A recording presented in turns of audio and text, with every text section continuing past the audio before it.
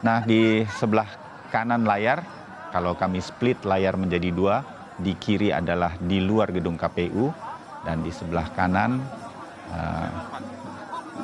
Ketua KPU Hasyim Asyari dan jajaran sudah bersiap untuk menerima tamu berikutnya, karena ini sudah yang kesekian kali partai politik tentunya hadir di kantor KPU, dan mereka bersiap untuk menerima kedatangan 3 ketua umum partai politik secara bersama-sama untuk masuk.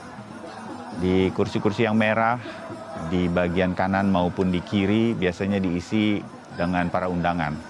Bisa saja stakeholder yang terlibat dalam pendaftaran KPU dan pelaksanaan pemilu nantinya seperti Bawaslu juga akan terlibat untuk diundang pada hari ini.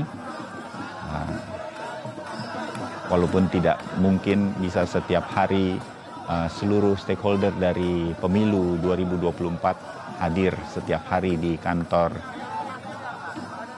KPU di Jakarta ini.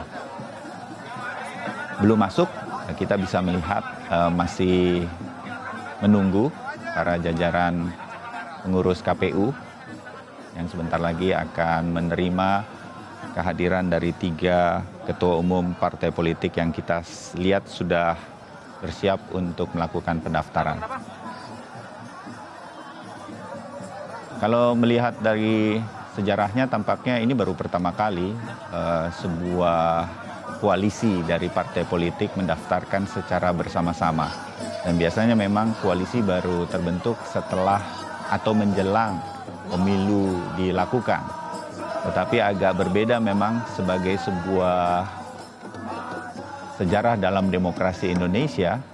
3 partai sudah menyatakan berkoalisi sejak awal menuju ke pemilu 2024. Ada Golkar, PAN, dan P3.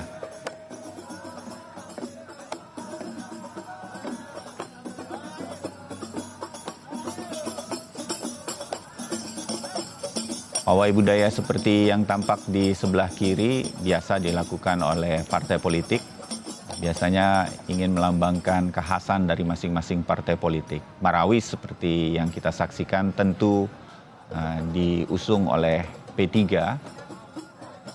dan kemudian ada beberapa kebudayaan lain, tari-tarian yang diusung oleh masing-masing partai yang hadir di KPU untuk menunjukkan kebinekaan Indonesia.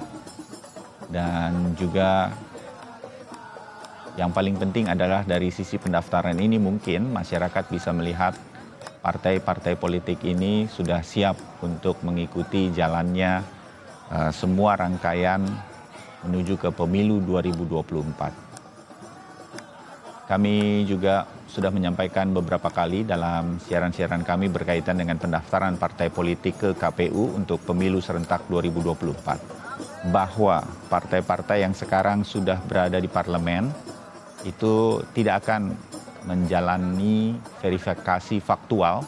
Verifikasi faktual itu mudahnya bagi Anda akan dicek apakah sudah memenuhi syarat kepengurusan partai politik tersebut di tingkat provinsi, di tingkat kabupaten hingga tingkat kota. Betulkah ada kantor perwakilan partai politik tersebut di sana? Benarkah anggotanya ada sekian jumlahnya sesuai dengan Undang-Undang Pemilu? Nah, itulah verifikasi faktual yang harus dijalani oleh partai-partai yang mungkin baru saja mendaftar untuk mengikuti jalannya pemilihan umum di Indonesia. Sementara partai-partai politik seperti Golkar, PAN, dan P3 karena sudah masuk di dalam parlemen, mereka tidak akan